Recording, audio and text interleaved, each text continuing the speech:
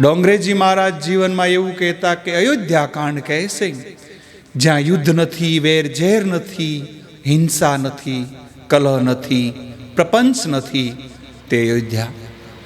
કુટુંબ અને સમાજમાં દરેક નાના મોટા જોડે પ્રેમથી વર્તવાનું આપણને શીખવાડે છે. દરેકમાં આત્મા રૂપે રહેલા પરમાત્માને વંદન કરવાનું અને માન આપવાનું આપણને શીખવાડે છે. મૂર્તિમાં રહેલા ભગવાન આપણું ભલું કરવા કઈ જલ્દી આવતા નથી. તેમનામાં સૌ પ્રથમ પ્રયત્નપૂર્વક ભગવત ભાવ સ્થિર કરવો પડે છે.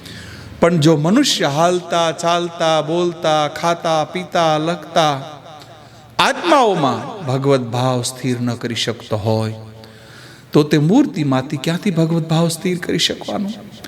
એટલા માટે વાલા મિત્રો, અયોધ્યા કાંડ એ આપણને શીખવાડે છે. તે આપણે પ્રેમથી સમજવાનો પ્રયાસ કરશું તો જ આપણને ઈશ્વરનો જલ્દી મિલાપ થઈ શકશે.